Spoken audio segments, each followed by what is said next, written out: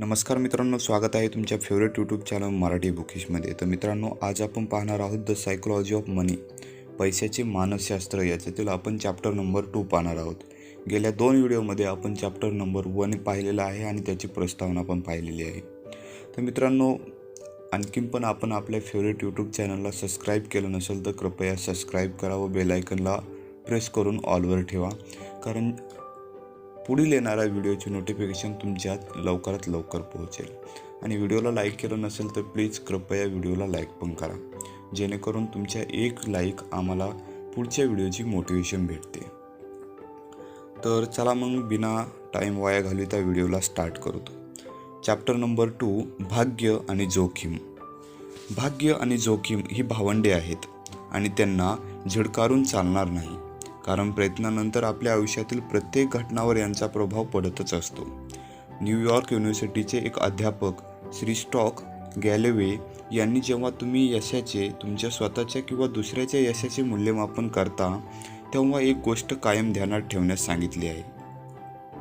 कुठलीही गोष्ट आपल्याला वाटते तेवढी वाईट किंवा चांगली नसते. बिल गेट्स अशा शाळेत शिकला. ती शाळा जगातील अशी एकमेव शाळा होती ज्यात संगणक होता. या शाळेला हा संगणक कसा मिळाला याची कथाही विलक्षण आहे. ही शाळा सियाटल शहराच्या उपनगरात होती आणि हिचे नाव होते लेकसाईड स्कूल. बिल डोगल नावाचा एक दुसऱ्या महायुद्धातील US नौदलाचा वैमानिक होता. तो नंतर शाळेत गणित व शस्त्र शिकू लागला. मायक्रोसॉफ्टचा सहसंस्थापक पॉल ॲलन याने त्याच्या आठवणी सांगताना सांगितले, नुसती पुस्तके वाचून शिक्षण होत नाही, त्याला प्रत्यक्ष अनुभवाची जोड द्यावी लागते. हे बिल डोगलचे ठाम मत होते. त्याला हेही माहीत होते की कॉलेजमध्ये जाण्याआधी संगणक जाणून घेणे अत्यंत आवश्यक आहे. 1968 साली डोगालने लेकसाईड स्कूल मदर्स क्लबला एक आवाहन केले. या शाळेत विसरलेल्या वस्तूंचा आणि परत न नेलेल्या वस्तूंचा तो क्लब दरवर्षी लिलाव करत असे. त्या वर्षी त्यांना जवळजवळ $3000 मिळाले होते. डोगालने त्यांना असे सुचवले की ते पैसे त्यांनी एक टेलिटाईप 30 प्रकारच्या संगणक भाड्याने घेण्यासाठी शाळेला द्यावेत. हा संगणक मग ते जनरल इलेक्ट्रिकच्या मेनफ्रेम संगणकाला जोडणार होते.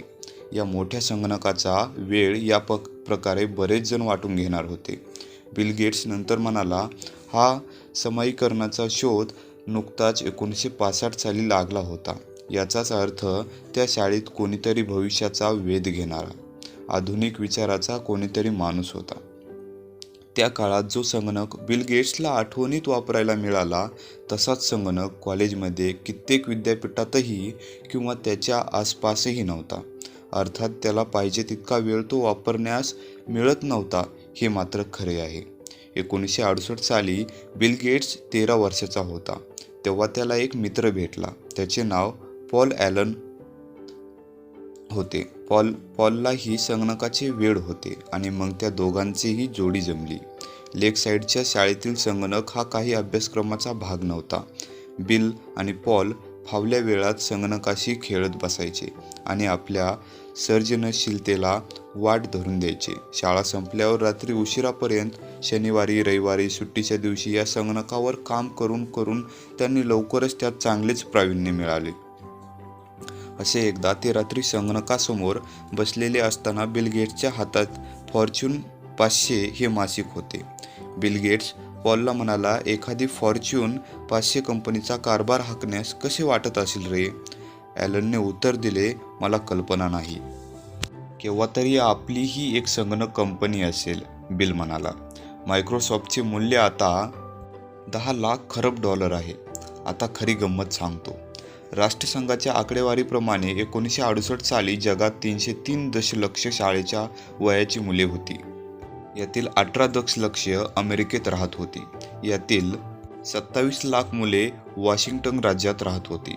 यातील 1 लाख मुले सियाटलच्या भागात राहत होती आणि फक्त 300 मुले लेकसाईड शाळेत जात होती.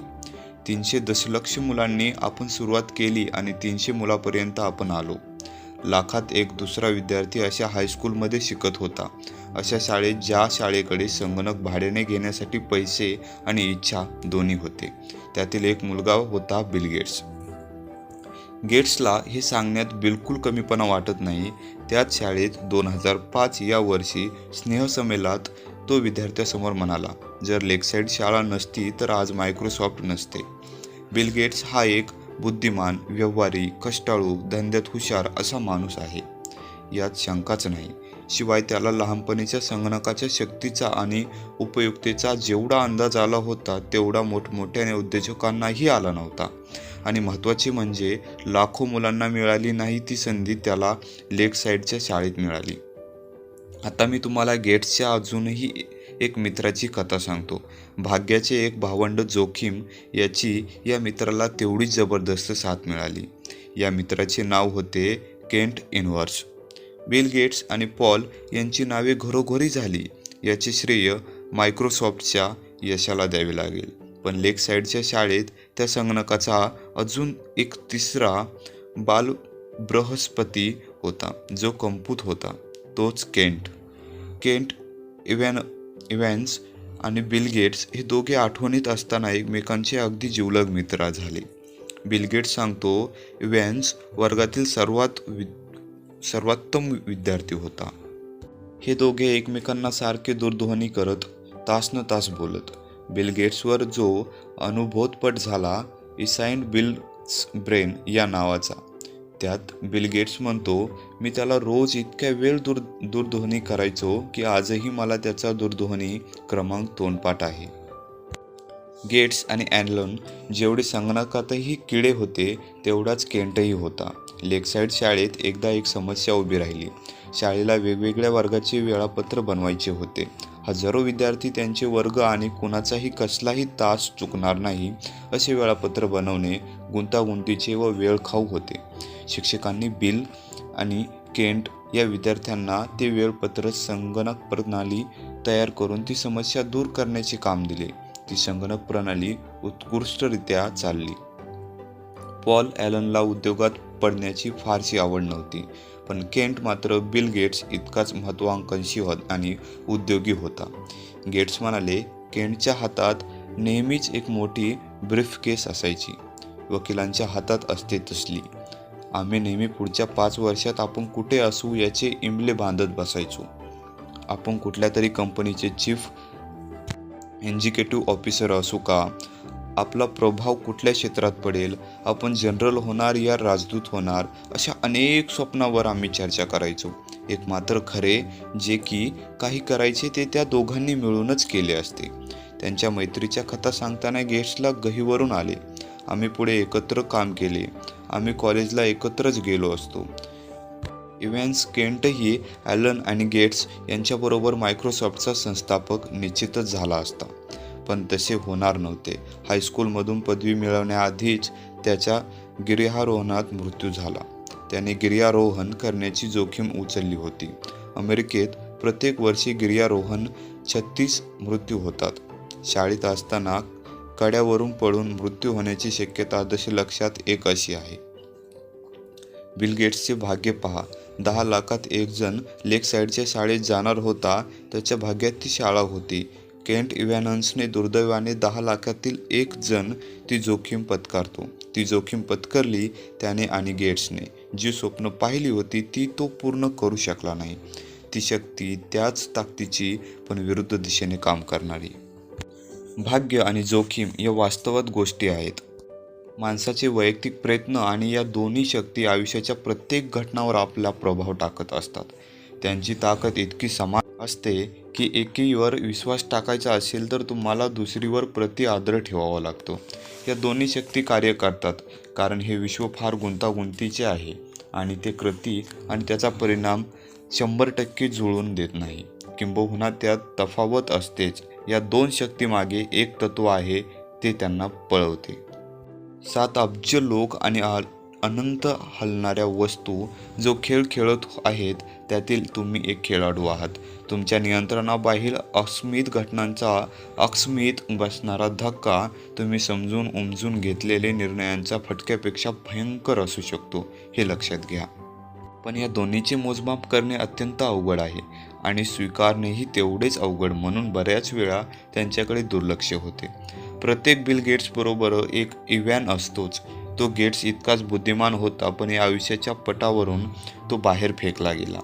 तुम्ही जर भाग्य आणि जोखीम यांचा आदर ठेवून विचार केला तर तुमच्या लक्षात एक गोष्ट येईल. जेव्हा तुम्ही तुमच्या किंवा इतरांच्या आर्थिक यशाची उहापोह कराल तेव्हा तुम्हाला हे समजेलच की कुठलीही गोष्ट वाढते तेवढी वाईट किंवा वाटते तेवढी चांगली नसते. काही वर्षापूर्वी मी अर्थतज्ञ रॉबर्ट चिलर याला विचारले, गुंतवणुकीबद्दल तुम्हाला कुठली गोष्ट जाणून घेण्यास आवडेल जी तुम्ही सध्या जाणून घेऊ शकत नाही? याने अर्थशास्त्रात नोबेल पारितोषिक मिळवले आहे. यशामध्ये भाग्याची भूमिका काय आहे? त्याने उत्तर दिले. त्याचे हे उत्तर मला आवडले, कारण अगदी खरे सांगायचे तर वित्त क्षेत्रातील यशामध्ये भाग्याचा सहभाग नसतो असे म्हणण्याचे धाडस कोणी करणार नाही. पण त्याचे मोजमाप करणे अत्यंत अवघड असल्यामुळे आणि यशस्वी लोकांच्या यशाचे श्रेय भाग्याला देणे थोडेसे उर्मटपणे वाटेल, म्हणून बहुतेक वेळा यशातील भाग्याचा सहभागाकडे दुर्लक्ष करण्याचा पवित्रा घेतला जातो आणि तसा प्रवासातही पडला जातो. मी जर म्हटले, समजा जगात 1 अब्ज गुंतवणूकदार आहेत, त्यातील 10 गुंतवणूकदार भाग्याशिवाय अब्जाधीश होतील अशी अपेक्षा करता येईल का? यावर तुमचे उत्तर निश्चितच असे असेल. पण मी जर त्यांची नावे सांगण्यास सांगितली तर बहुतेक तुम्ही या चर्चेतून माघार घ्याल. दुसऱ्याच्या यशाचे श्रेय भाग्याला दिले तर जगात तुम्ही मत्सरी आणि कोत्या स्वभावाचे ठरता, अगदी तुम्हाला भाग्याचे अस्तित्व मान्य असेल तरी. या उलट तुमच्या स्वतःच्या यशाचे श्रेय भाग्याला आहे हे मान्य करणे थोडेसे हताश, अपमानास्पद व निराशाला शरण गेल्यासारखे वाटते. अर्थशास्त्र भास्कर मुजुमदार यांनी म्हटले आहे की 2 सख्या भावांनी शरीरयष्टी जेवढी एकासारखी असते त्यापेक्षा त्यांची आर्थिक परिस्थिती जास्त एकासारखी असते. तुम्ही जर श्रीमंत आणि उंच असाल तर तुमचा भावही उंच असण्याची शक्यता असते, पण तो तुमच्या एवढा श्रीमंत असण्याची शक्यता जास्त असते. हे सत्य आपण सहज स्वीकारू शकतो. तुम्हाला दोघांनाही एकसारखी उच्च दर्जाच्या शिक्षणाची कवाडे उघडी होतात आणि ही कवाडे तुमच्या पालकांच्या सामाजिक आणि आर्थिक स्तराशी जोडलेली असतात. पण मला 2 श्रीमंत भाऊ दाखवा आणि मी तुम्हाला हा अभ्यास त्यांना लागू पडत नाही असे म्हणणारी 2 माणसे दाखवेन. अपयश, मग ती दिवाळखोरी असो किंवा वैयक्तिक ध्येय गाठणारा आलेला अपयश असो, त्यांची सारखीच निंदा केली जाते. अपयश मिळालेल्या उद्योगांनी खडतर प्रयत्न केले नाहीत का? गुंतवणुकीचे चुकीचे निर्णय घेताना पुरेसा विचार केला गेला नव्हता का? रसाळतास गेलेली कारकीर्द आळशीपणामुळे रसाळतास गेली का? काही वेळा हे खरे असते निश्चितच, पण नेहमीच खरे नसते हेही खरे आहे. पण याचे प्रमाण किती असते हे सांगणे फार कठीण आहे. कुठलीही गोष्ट मिळवण्यासाठी केलेल्या प्रयत्नांना 100% यश मिळण्याची शक्यता आहे याची खात्री देता येत नाही. आणि मग जोखीम हा प्रकार या खेळात प्रवेश करतो. जेव्हा आपण जे काही निष्पन्न झाले आहे ते जोखीम घेतली म्हणून निष्पन्न झाले का घेतलेल्या निर्णयामुळे हे शोधायला जातो, तेव्हा भाग्याप्रमाणे ही कथा अधिक गुंतागुंतीची होते. आपण अजून एक उदाहरण घेऊ. समजा मी एखादा शेअर घेतला आणि 5 वर्षात त्याची किंमत वरही गेली नाही ना खाली गेली. मी तो शेअर घेण्याचा चुकीचा निर्णय घेतला असण्याची शक्यता नकारता येत नाही. अशीही शक्यता आहे की मी योग्य निर्णय घेतला, कारण त्यात पैसे कमविण्याची संधी 80% होती, पण दुर्दैवाने मी उरलेल्या 20% अडकलो. तर मी चूक केली का जोखमीच्या वास्तवाचा अनुभव घेतला? काय समजायचे? सांख्यिकी क्षेत्राने आपण घेतलेले निर्णय किती शहाणपणाचे होते याचे मोजमाप करता येते, पण ते दैनंदिन जगात व्यवहार नाही. आपल्याला सुटसुटीत साधी कारणे लागतात. बहुतेक वेळा ती साधीसुद्धी पण बहकवणारी असतात. मला कित्येक वर्षाचा गुंतवणूकदाराचा आणि उद्योजकांचा आणि त्यांच्या प्रमुखांचा अनुभव आहे. माझ्या लक्षात एक गोष्ट आली आहे की दुसऱ्यांच्या अपयशाची चुकीची निर्णय हे कारण दिले जाते, तर स्वतःच्या अपयशासाठी जोखमीच्या काळात काळ्या बाजूची कारणे दिली जाते. दुसऱ्याच्या अपयशाची भालवण करताना मला एखादे सोपे कारण किंवा त्यातील कार्यकारण भावासारखे सुटसुटीत कारण लागते, कारण त्यावेळी तुमच्या मेंदूत काय चाललेले असते याची साधी कल्पनाही मला नसते. अमुक कामात अपयश आले याच्यामागे तुझा चुकीचा निर्णय असणार किंवा आहे हे सर्वात सोपे आणि सुटसुटीत विधान करून मी मोकळा होतो. पण जेव्हा मी माझ्या स्वतःच्या चुकीच्या निर्णयाची मीमांसा करतो तेव्हा मात्र मी माझ्या पूर्वायुष्यातील निर्णयांची उदाहरणे देतो आणि नुकसानासाठी जोखमीला जबाबदार धरतो. फॉर्ब्स मासिक ज्या गरीब गुंतवणूकदारांनी योग्य निर्णय घेतले पण त्यांची पाठ जोखमीच्या दुर्भाग्याने सोडली नाही अशा दुर्दैवी जीवांची कथा सांगत नाही. फॉर्ब्स धनाढ्य गुंतवणूकदारांच्या अत्यंत बेजबाबदार आणि चुकीच्या निर्णयांची पण त्यांच्या भाग्यामुळे मिळालेल्या यशाची यशोगाथा सांगते. या दोन्ही वर्गांनी एकच नाणे उडवले आहे पण त्याचा कौल मात्र वेगवेगळा आला आहे. या सगळ्या प्रकारात सगळ्यात धोकादायक काय असेल ते म्हणजे आपण सगळे पैशाच्या बाबतीत काय उपयुक्त असते आणि काय उपयुक्त नसते हे शिकत असतो. गुंतवणुकीचे कुठले तंत्र चालेल, कुठले चालणार नाही, उद्योगात कुठले कार्यधोरण चालेल, कुठले चालणार नाही, श्रीमंत कसे व्हावे, गरीब होण्याचे कसे टाळावे, या सगळ्याचे धडे आपण यशापयश पाहत पाहत शिकत असतो आणि स्वतःला उपदेश करतो. त्याने जे केले ते कर, तिने जे केले ते करू नको. जर आपल्याकडे जादूची छडी असती तर आपण आपल्या निर्णयाच्या निष्पत्तीचे अचूक मूल्यांकन केले असते आणि शोधून काढले असते की निष्पत्तीत किती टक्के वाटा माझा कृतीचा जी मी परत करू शकतो आहे आणि किती टक्के वाटा आपल्या नशिबाचा आणि यादृच्छिक धोक्याचा आहे. पण आपल्याकडे जादूची छडी नाही, आपल्याकडे मेंदू आहे ज्याला त्रास न देणारी सोपी उत्तरे आवडतात. त्यामुळे कोणाच्या मागे जायचे आणि कोणाच्या टाळायचे हे शोधणे महाकर्म कठीण आहे. मी आता तुम्हाला अजून एका माणसाची कथा सांगतो जो बिल गेट्स सारखाच आयुष्यात अत्यंत यशस्वी झाला. पण त्याचे श्रेय त्याच्या भाग्याला द्यायचे का त्याच्या कौशल्याला हे सांगणे अत्यंत कठीण आहे. या माणसाचे नाव आहे कॉर्नेलियस व्हँडरबिल्ट. त्याने नुकतेच त्याच्या रेल्वे साम्राज्याच्या विस्तारीकरणासाठी अनेक धंद्याशी अनेक करामदार करून संपवले होते. त्याच्या एका सल्लागाराने एक दिवस त्याला खाजगीत बोलताना विचारले, या प्रत्येक कराराने कायदा मोडला आहे याची आपल्याला कल्पना आहे का? या व्हँडरबिल्टने उत्तर दिले, जॉन बाबा रे, न्यूयॉर्कचे संविधानिक कायदे पाळून आपण आपली रेल्वे चालवू शकतो असे तुला खरंच वाटते का?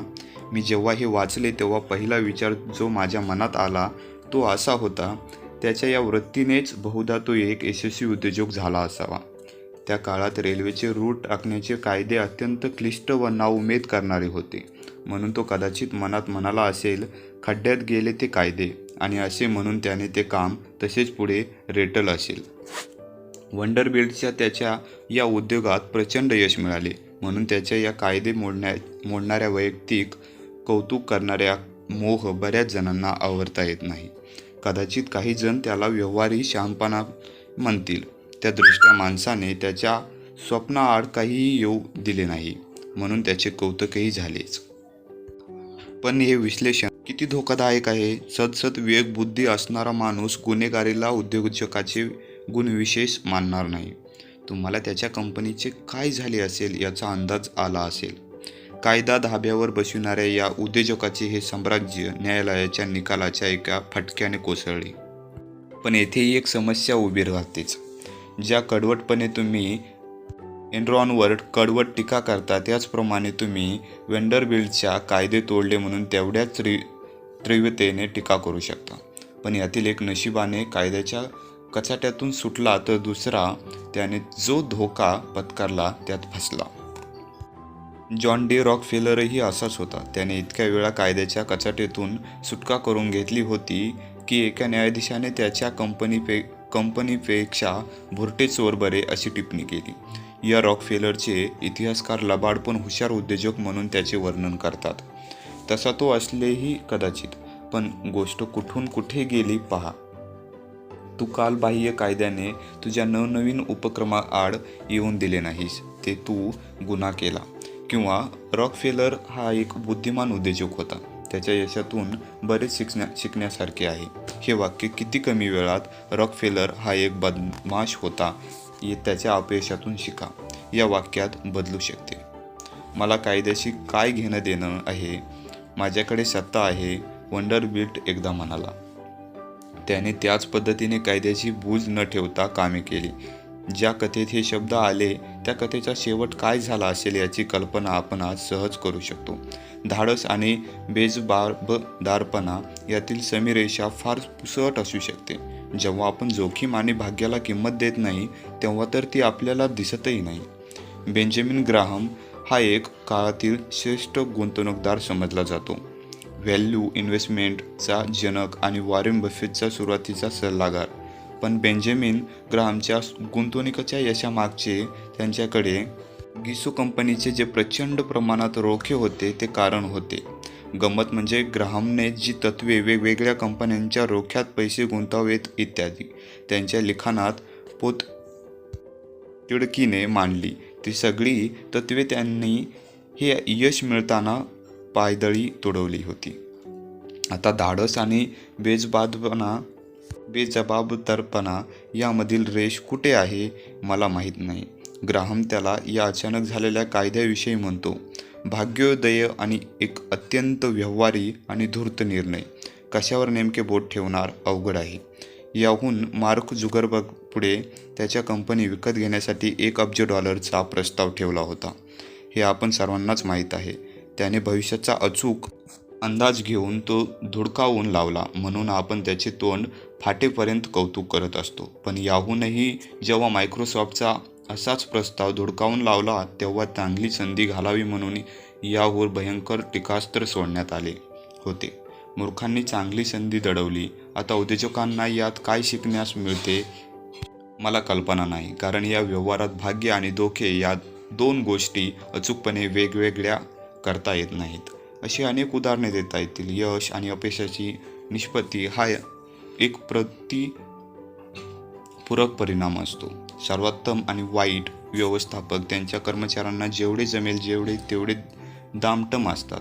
ग्राहक हा नेहमीच बरोबर असतो आणि काय पाहिजे ते ग्राहकाला कळत नाही. या दोन्ही समजुती उद्योगात शहाणपणाचा म्हणून स्वीकारल्या जातात. स्फूर्तिदायी धाडस आणि मूर्खासारखे बेजबाबदार या दोन्हीमधील रेष एका दोऱ्याच्या जाडी एवढी असते आणि तीही घटना घडून गेल्यावर दिसते. जोखीम आणि भाग्य ही सीसॉची दोन टोके असतात. हा प्रश्न वाटतो तितका सोपा नाही. भाग्य म्हणजे काय, कौशल्य म्हणजे काय आणि जोखीम म्हणजे काय हे समजणे हे सगळ्यात अवघड आहे. विशेषतः जेव्हा आपण पैशाचे संपत्तीचे व्यवस्थापन करण्याचा सर्वोत्तम मार्ग शोधत असतो. पण दोन मुद्दे तुम्हाला योग्य दिशा दाखवू शकतील. वरील गोष्टीपैकी तुम्ही कोणाची स्तुती करता आणि कोणाचे कौतुक करता याचे भान ठेवा. तुम्ही कोणाला तुच्छ मानताय आणि तुम्हाला कोणाच्या स्तरावर उतरायचे आहे याचेही भान ठेवा. थोडक्यात प्रयत्न आणि निर्णयांना 100% श्रेय देताना काळजी घ्या. माझ्या मुलाचा जन्म झाल्यावर मी त्याला एक पत्र लिहिले. त्यात खालील ओळी होत्या. काही जणांचा जन्म अशा कुटुंबात होतो जेथे त्यांना कायम शिक्षणासाठी उत्तेजने मिळते. काही जणांचा जन्म भरभराटीस आलेल्या अर्थव्यवस्थेत होतो ज्यात उद्योजकतेला प्रोत्साहन मिळत असते. काही जण युद्धकाळात आणि दारिद्र्यात जन्म घेतात. तू जीवनात यशस्वी व्हावेस अशी माझी इच्छा आहे आणि ते यश तू तुझ्या प्रयत्नांनी मिळावेस असे मला वाटते. पण एक गोष्ट लक्षात ठेव, यशस्वी होणे हे सर्वथा प्रयत्नावर अवलंबून नसते आणि गरिबी ही आळशीपणामुळेच जन्म घेते असे नाही. जेव्हा तू माणसांना आणि स्वतःला जोखशील तेव्हा हे लक्षात ठेव. म्हणून दुसऱ्या माणसावर आणि त्याच्या अभ्यासावर कमी लक्ष केंद्रित करा. त्यापेक्षा विस्तारित आकृतिबंधावर लक्ष द्या. फक्त एखाद्या विशिष्ट माणसाचा अभ्यास करणे धोक्याचे असते, कारण आपण टोकीची उदाहरणे घेण्याची शक्यता जास्त असते. उदाहरणार्थ अब्जाधीश कंपनींचे प्रमुख किंवा बातम्यांमध्ये झळकणाऱ्या अपयशाच्या बातम्या आणि ही सगळी टोकाची उदाहरणे इतकी ठिकाणी कमीत कमी वापरता येतात कारण ती फार गुंतागुंतीची असतात. एक लक्षात घ्या, जेवढे उदाहरण जास्त टोकाचे, जेवढे निष्पन्न टोकाचे, तेवढे त्यातून मिळणारे धडे तुम्ही तुमच्या आयुष्यात वापरू शकत नाही. कारण त्या टोकाच्या भाग्याची महत्त्वाची भूमिका असते आणि टोकाची जोखीम उचलली गेली असते. म्हणजे ही उदाहरणे सर्व बाबतीत टोकाची असतात आणि त्यातून मिळणारे धडे आपण सामान्य आयुष्यात वापरू शकत नाही. याऐवजी तुम्ही जर यश आणि अपयश यांच्या सार्वत्रिक उदाहरणांचा अभ्यास केला तर मात्र त्यातून तुम्हाला बरेच शिकायला मिळेल आणि ते तुम्ही तुमच्या आयुष्यात वापरू शकता. ही उदाहरणे जेवढी सर्वत्र आढळणारी असतील तेवढी ती तुमच्या आयुष्यात जास्त लागू पडतात. वॉरेन बफेटच्या गुंतवणुकीचे अनुकरण करणे फार अवघड आहे, कारण त्यांच्या गुंतवणुकीची निष्पत्ती इतकी टोकाची असते की कदाचित त्याच्या भाग्याने जास्त भूमिका ठरवलेली असते आणि दुसऱ्यांच्या भाग्याचे अनुकरण तुम्ही काहीही केले तरी करू शकत नाही. पण ज्यांच्या त्यांच्या वेळेवर ताबा असतोच त्यांचे आयुष्य सुखात जाते असे निरीक्षण आहे. आणि त्यात मात्र तुम्ही अनुकरण करून फायदा करून घेऊ शकतात. ते कसे हे आपण 7व्या प्रकरणात पाहणार आहोत. माझा आवडता इतिहासकार फ्रेडरिक लुईस ॲलन याने त्याची कारकीर्द सामान्य मध्यमवर्गीय अमेरिकन माणसाच्या जीवन रेखाटण्यात घालवली. ती माणसे कशी जगली, त्यांच्यात कसा बदल झाला, ती कसली कामे करत होती, ती जेवणात काय जेवत होते इत्यादी. अशा व्यापक निरीक्षणातून आपल्याला जास्त शिकता येते. वर्तमानपत्र झळकणाऱ्या टोकाच्या उदाहरणावरूनही नाही. हे एव्हान तुमच्या लक्षात आले असेल. बिल गेट्स एकदा म्हणाला, यशासारखा वाईट शिक्षक या विश्वात नाही. अत्यंत हुशार लोकांनाही ते आता हरवू शकत नाहीत असा विश्वास त्यांच्यामुळेच वाटतो. जेव्हा सगळे उत्तम चाललेले असते तेव्हा लक्षात घ्या, तुम्हाला वाटते तेवढे ते उत्तम चाललेले नसते. विश्वात कोणतीच अपराजित नसते. आणि जर तुम्ही तुमच्या यशाचे श्रेय तुमच्या भाग्याला देत असाल तर तुम्हाला त्यांचे भावंड, धोका किंवा जोखीम यावरही विश्वास ठेवायला लागेल. कारण या भावंडामुळेच तुमच्या यशोगाथेचे रूपांतर थोड्याच काळात अपयशगाथेत होऊ शकते. पण अर्थातच याच्या उलटही होऊ शकते. अपयशही वाईट शिक्षक असू शकतो. आपण किती भयंकर चुकीचे निर्णय घेतले असे हा शिक्षक आपल्याला सांगतो. तेव्हा कदाचित बहुतेक वेळा धोका किंवा जोखीम या कधीही क्षमा न करणाऱ्या वास्तवाने त्यांची भूमिका पार पाडलेली असू शकते. अपयश हाताळण्याची एक युक्ती आहे. तुम्ही तुमच्या आयुष्यातील वित्ताचे अशा रीतीने व्यवस्थापन केले पाहिजे की केलेले वाईट गुंतवणूक आणि हुकलेल्या आर्थिक ध्येयामुळे तुम्ही या पटावरून फेकले जाणार नाही. तुमच्या पारड्यात दान पडेपर्यंत तुम्हाला हा खेळ खेळला आला पाहिजे. तोपर्यंत तुम्हाला तग धरता आली पाहिजे. यशामध्ये भाग्याचा वाटा असतो हे एकदा आपण मान्य केले की धोक्याची भूमिका असते हेही मान्य करायला हवे. जोखमीचा वाटा अपयशामध्ये असतो हे एकदा मान्य केले की जेव्हा आपण अपयशाची मानसीमा करू तेव्हा आपल्या अपयशासाठी आपण स्वतःला क्षमा करण्यास शिकले पाहिजे. हे सगळ्यात महत्त्वाचे आहे. जे चांगले वाईट वाटते प्रत्यक्षात ते तेवढे चांगले वाईट नसते. हे कळाल्यावर आपण आता त्या 2 माणसांच्या कथेकडून वळून ज्यांनी स्वतःच्या यशासाठी इतके खडतर प्रयत्न केले की त्यात जे मिळवले होते तेही गमावण्याची जोखीम त्यांनी उचलली. तर हे आपण चॅप्टर नंबर 3 मध्ये पाहणार आहोत. तर मित्रांनो, हा चॅप्टर इथेच संपतो. तर मित्रांनो, तुम्हाला हा चॅप्टर आवडला असेल तर व्हिडिओला लाईक करा, चॅनलला सबस्क्राईब करा. तर भेटू आपण नंतरच्या चॅप्टर नंबर 3 मध्ये.